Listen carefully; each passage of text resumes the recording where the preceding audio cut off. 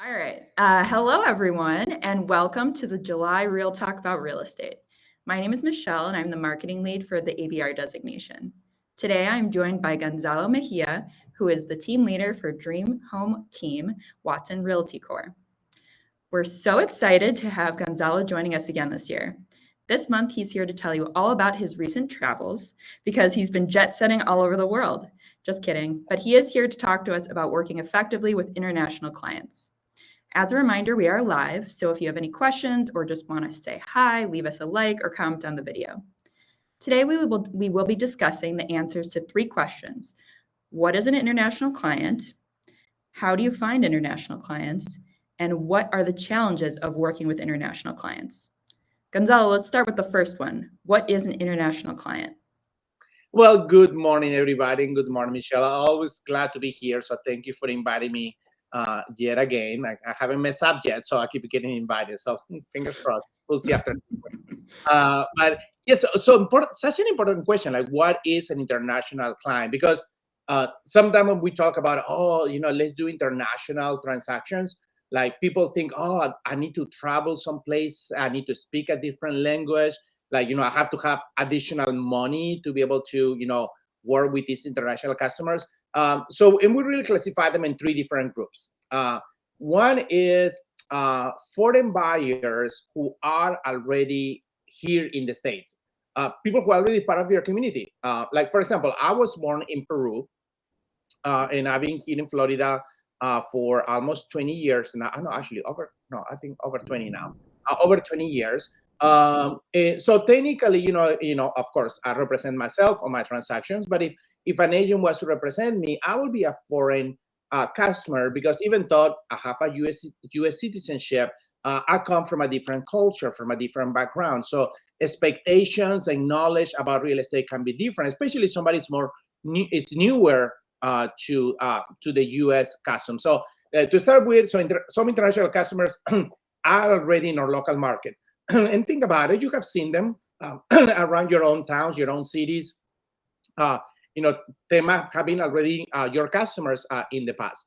Now, we also have the foreign buyers who do not live in the US. These are really people, they live in a different country, and they are thinking about maybe investing some money here, maybe having a vacation home. I tell you, one extremely common nowadays is they're sending their kids to study here in the US.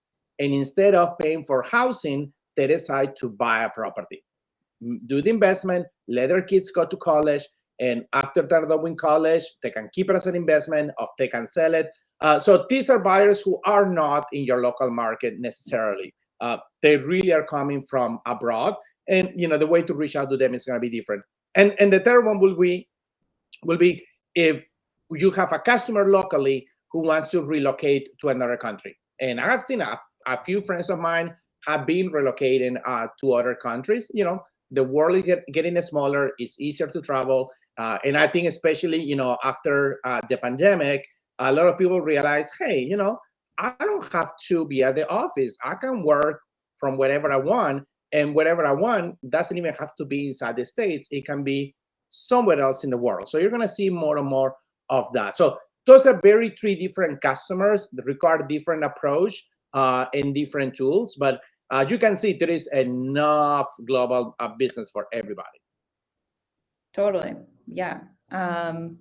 Okay. So we talked about what is an international client.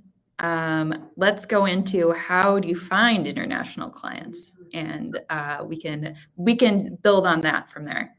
Of course, yeah. So where to find them? So it depends. So again, different type of customers, they're in different places. So where do we find them? I will say the easiest to find are the ones who are already in your community, the ones who are already, living, working inside of our own communities. So the first thing I will say is pay attention. Pay attention who is in your market. Of course, always say, pay attention to, new stores and new businesses. Know what you're driving. Always pay attention to the road. But if you're walking around, just checking out, see what kind of businesses are being brought to your area. For example, Something that specifically in the part of, I'm here in Jacksonville, Florida, and specifically in the part of Jacksonville where I live, something that we notice is suddenly there is a Brazilian restaurant. Then there is a Brazilian grocery store. Now, you don't have to be Brazilian to want to eat Brazilian food or want to buy Brazilian groceries, but usually what do they happen? Because there is a higher demand and related to an increase of Brazilian customers in our area, which is true. If you look at the demographics, that is a reality. So sometimes just paying attention. I always say go to the grocery store. Grocery stores are like a great way to see who is in your market. Like here in Florida, we have Publix, and if you're not in Florida and you have Publix, I'm sorry, because Publix is the main reason why we live in Florida, or one of. And so when I go to Publix, I go to the international aisle and I see what kind of products are they selling. Because usually there's a reflection of what communities have a strong presence in your market. Pay attention to restaurants, pay attention to what kind of festivals. Interesting thing here in Northeast Florida, there is a Latin music festival, and it's not even here in Jacksonville. It's in San Agustin, that is just 30 minutes south of us. There is a reason why there is a music festival, a Latin music festival in San Agustin. It's just not because they picked us a location because it's cute. It's because people are gonna come to that location. It has to do with demographics. So just pay attention to that. Chamber of Commerce can get you great information. There is a census. There is a lot of research of that. And I tell you, with the Chamber of Commerce, pay attention to what businesses are opening in your market. Like here, I'm a local association of realtors on our global council. We connect with the Chamber of Commerce, with the international department, and be like, of course, there is confidentiality and I love this information, but in general, hey, what countries are you working with? Because let's say that a company from Spain is looking to open some offices here in my market. I know that very likely that then they're gonna send some people to work here. And usually when one comes, others follow. And that's just the way it works. Universities, great resource. Actually, I have this customer from Argentina that I have sold them, I don't know, probably like 12, 15 houses. And I met them because their son was going to college here in Florida. And my assistant knew him. So they were friends and they said, hey, they're thinking about buying properties. And that's how we connected. I ended up selling them so many properties. So it's locally. I mean, I didn't have to go. I didn't travel to Argentina. I thought when I went to Argentina a few years ago, I did plan to meet them, and when we had dinner, and I still am in touch with them all the time. Yeah. So building these relationships are still important, but you don't have even to take a plane to find these customers. So they're in your local market. Restaurants, a specific cultural groups, specific nationalities, a great way also to find customers. The only thing that I will say is these relationships take a while to build. It's not like you're gonna go to a cultural festival and you're gonna pass out your business card and suddenly everybody's gonna call you. Actually, it's gonna look bad. It's gonna in most cultures, the most important part is first to create a level of trust and personal relationship before you can build a business relationship on top of that. Okay. Here in the American culture, sometimes we tend to do business, and then because we did business together, then we become friends. Okay. Mm-hmm. In other cultures, it's the reverse. First, you become friends, and now that you're friends, it makes sense that we're gonna do business together. So what I mean with this is like, if you're interested in a specific culture, a specific country, have a real interest to get to know them, their culture, their food. Go try it, get to know them, and then the business will come after that. Now, if you want to find people from other countries moving to your market, again, do your research. Do your research about if citizens from what specific country are coming to your area. Now, resources that you have for that. One is international real estate events. Michelle made the joke that I've been traveling a lot because let's say it is true. For example, in May, I flew to London for an international expo. It's called A Place in the Sun. And what they do is they promote vacation destinations mainly for UK buyers. So it's this huge expo. And then we're there and we're, being from Florida, we were selling Florida. And I say, hey, if you are looking for a vacation home, hey, come to Florida. Great thing is also allow me to see the competition. Okay, I was there to hear about Spain and France and Portugal, Cyprus. Cyprus was there. They have quite a few books. So that is an option. Be out there. Some of these international expos get to connect. The NAR global team has a lot of information about it. But I will say, talking about the NAR global team, in case you didn't know, we have international realtor members in other countries. These are real estate agents who are not US based, they are in other countries, and the association that they belong to in their country has a bilateral agreement with NAR. And they have decided to become realtors. They pay a membership and they become realtors. They have to renew their membership every year.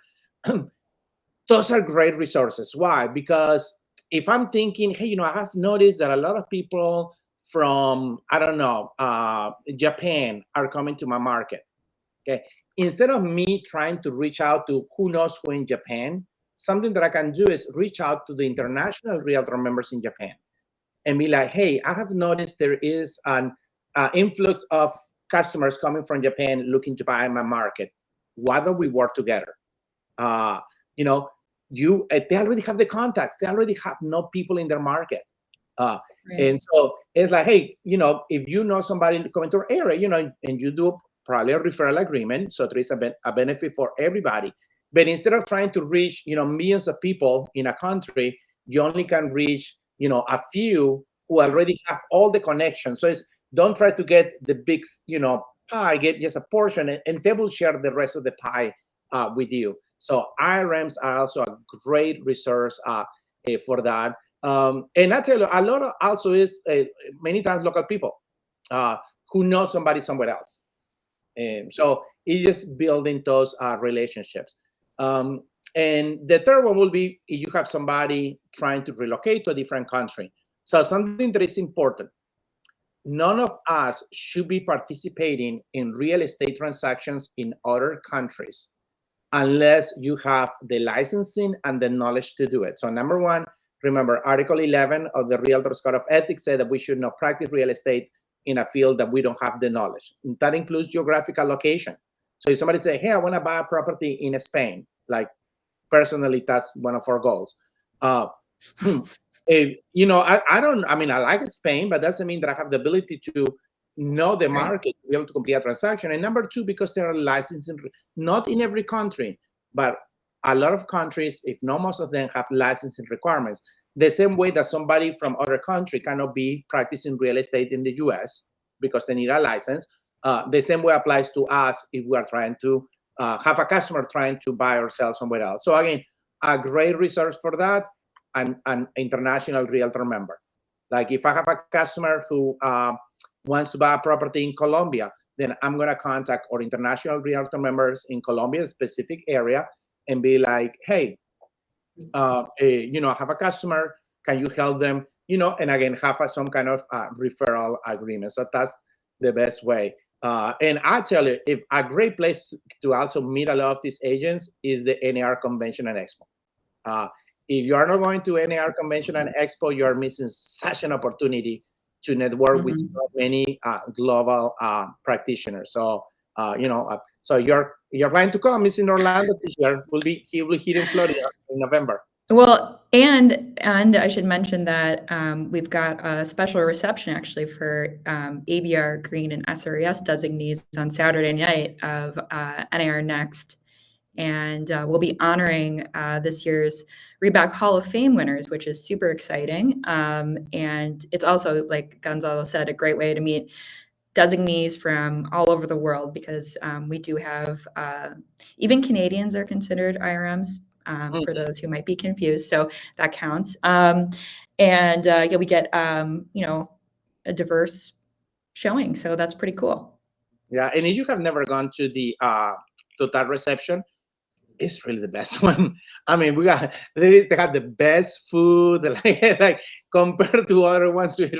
It's really the best.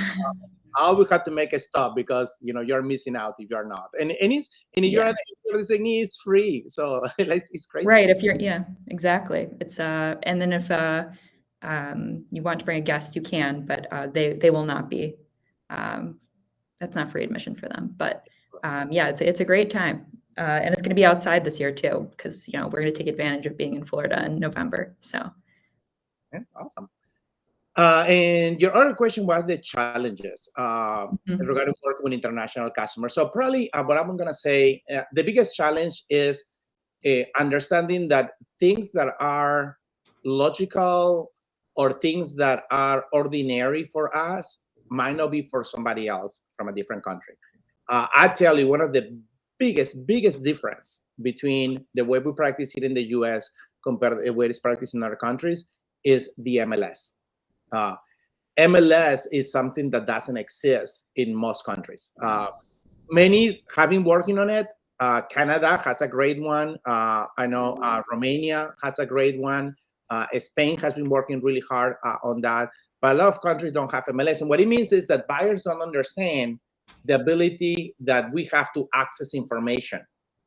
In other countries, when you meet an agent, they will only show you what they have for sale. And then if you want to get more, then you have to go to another agent. And what do you have for sale? And you have to shop around between brokerages. So I think it is important to educate our customers really well in the beginning. So that buyer's consultation in the very beginning, you have to go and cover all your basics. Don't make assumptions that people know how we operate here in the US. And personally, I've been working with international customers almost since the beginning of my career. Like I've been in the business for 18 years, because here in Florida, you could get your license at 12. And yeah, in case, some people like to do the math. And so it make me, working with international customers, make me more conscious about how much information is important to provide to all buyers. Because even though MLS is something familiar to us here, I'm going to make the assumption that everybody in the US really even understand the MLS system. So taking the time to explain, and actually many of my local customers have told me, nobody had ever explained all those things to us before. Because I explain everything like I will do to somebody who doesn't know anything, like most of my international customers do. So they even feel, your local customers, that you are taking the steps necessary to educate them. So that's will be number one, is use the buyer's consultation to really lay the ground of how everything works, what the process is going to be like, how representation works. In other countries, buyer representation is not a thing. So you have to explain to them, okay, here's how we work. Here is how I'm going to help you, and showcase your value like we always do during a buyer representation. Other challenge is cultural differences.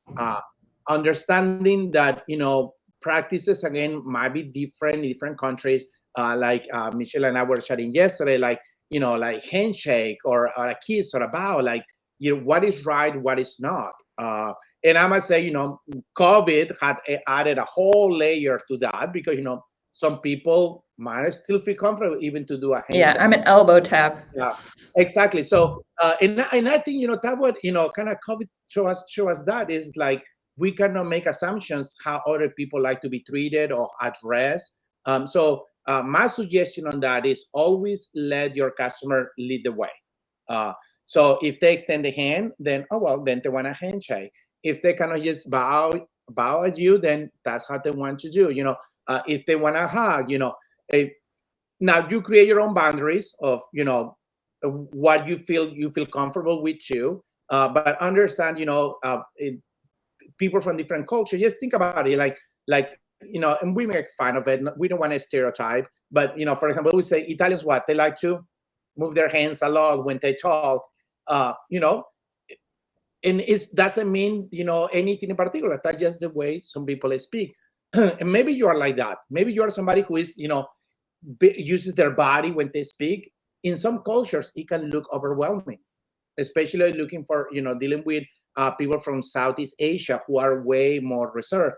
Let's talk about particular people from Japan are way more reserved. So you need to learn how to slightly adjust yourself. I remember early in my career, I met this couple. They were Middle Eastern, and it was a husband and a wife. And I went and I said, "Oh, well, nice to meet you." And I shake his hand, shake her hand. And after I shake hers, the husband turned around and said, "You can never touch my wife again." And I'm like, I didn't know better. Okay. But here's the important part. We all are going to make mistakes. So what did I do? I apologize. And I never did it again.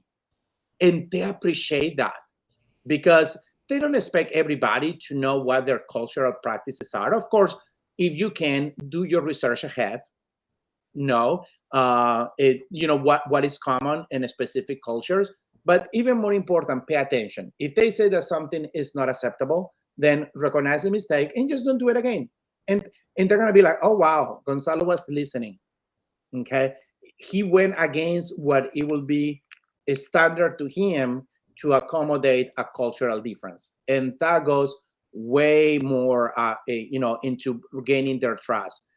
Language is another detail. Something that I have noticed sometimes, for example, is like agents who come across an customer who speak Spanish as their primary language. And the agent said, "Oh, I think you'll do better with an agent who speaks Spanish." And while that can be kind, and I know it comes from a good place, it's like telling somebody, your English is not good enough to work with me. And that can come offensive. And communication is important in this business, but then there are other alternatives. Do things in writing, hire a translator, but don't make assumptions. And really quick, let people speak their own language if they want to, because some of the agents come to me, some that, "Gonzalo, you don't know what happened to me today." And I said, "What happened?" And they're like, "Oh, I was working with these customers, and out of the blue, they started speaking their own language." And I said, and the problem is, and the most common answer is, "Well, I didn't know what they were saying." You don't need to know what your customers are saying all the time. Being honest with you, if they want to, "Oh, well, Gonzalo, I don't know if they were talking about me." I say, if your customers want to talk about you, they will talk about you. They might just wait until you leave the room, and they might even do it in English to make it more fun. But we need to get over it. Actually, something that I do encourage my customers to speak their own language. Like one time I was working with this couple from Romania. I don't speak Romanian. They didn't speak Spanish, or only common language was English. And I noticed while I was showing them houses that they were speaking English to each other. And so I said, like, "Hey guys, when you're home by yourself, do you usually speak English?" And they're like, "No, when we're at home, we speak Romanian." And I said, "Oh, okay, well, that makes sense. Well, let's do something." I said, "When you're talking to each other, please feel free to speak Romanian.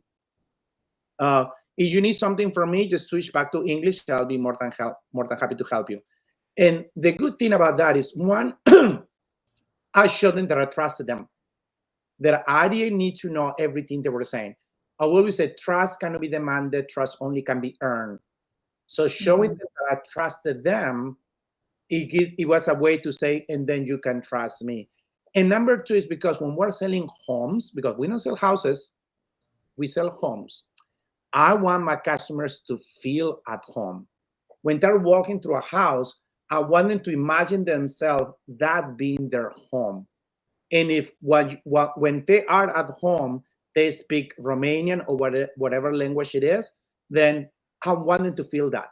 I want them to imagine themselves in that property. So I know that, that's something that it can be difficult sometimes for many of us because we want to know everything.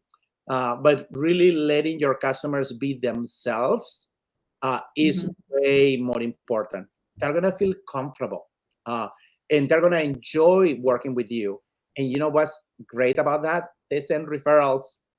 international customers are more likely to send you referrals than any other customer, because they have experienced different agents, and they can tell when an agent is really making an effort to respect them as who they are and let them be who they are. And they pay you back with tons of referrals. So for me, that's worth the effort by itself. Besides, it is the right thing to do.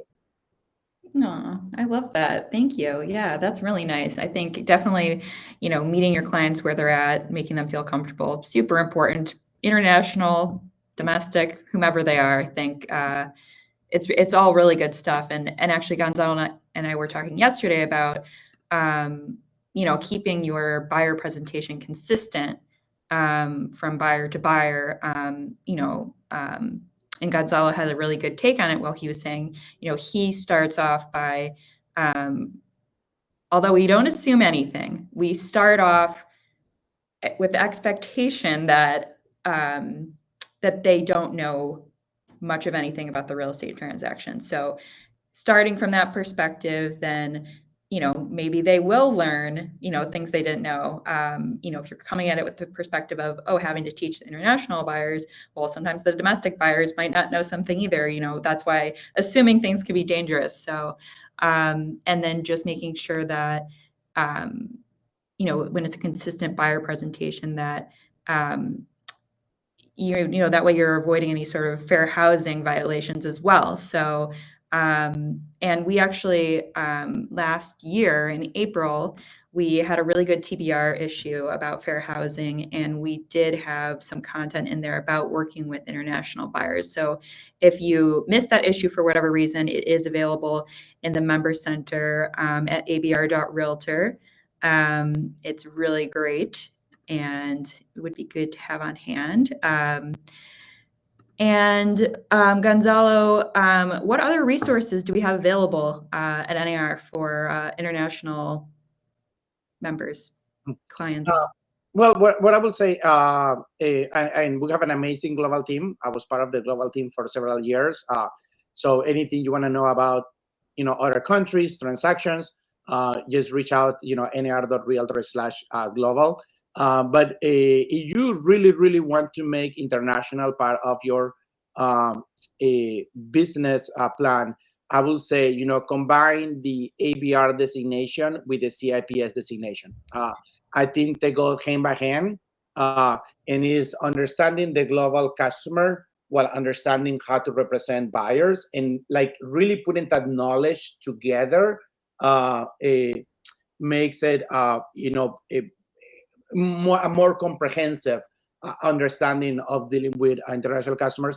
And the At Home with Diversity, I think, also is a great resource when it comes to learning how to deal with international customers. And I see somebody in Facebook mentioned that the Global Business Committee meetings are open to any Florida Realtors members as a guest. Yes, and also that applies also to the NAR global meetings. All the NAR global meetings are open to anybody who wants to join. And so we have a great Global Business Committee here in Florida. And this next month we'll have our meeting. So if anybody wants to join us, more than happy to have you there. So yes, there is a lot of free resources, a lot of free opportunities. And now, like anything, it requires a little bit of effort. If you want to excel in international transactions, then you have to put some work up front, educate yourself, do your networking, get the most knowledge you can, and then that's going to turn into success. Yeah, I think that's really great. And I should also mention two other things that NAR offers. We have NAR en Español, which is a site for Spanish-speaking members with some resources there. And then we also have some consumer one-sheets in the Member Center in Spanish as well. So, unfortunately, we don't have materials in every single language, but for the Spanish speakers, those are great resources to have. And then Gonzalo also mentioned that the Miami Association of Realtors has some good Spanish materials as well. So, and And then he also said, lots of good stuff. He also said that he's going to be teaching the ABR course in Spanish in Orlando in a few weeks. So if you're interested in taking it in Spanish, you can talk to Gonzalo about that, because that sounds like a lot of fun. Yeah, who doesn't want to be in Florida? So you want to come to Orlando, and we'll have the ABR class in Spanish there, or all of Spanish-speaking friends who wants to learn a little more about how to work with buyers. Love it. Love it. Well, I don't see any other questions, so we're going to wrap up here. I wanted to say thanks so much, Gonzalo, and to everyone for joining us. We hope you are feeling especially jazzed about working with international clients. Please join us next month on August 18th with Cynthia DeLuca, because we will be talking about real estate investing. See everyone next time. Thank you, Jen. Don't miss Cynthia. I'll be there.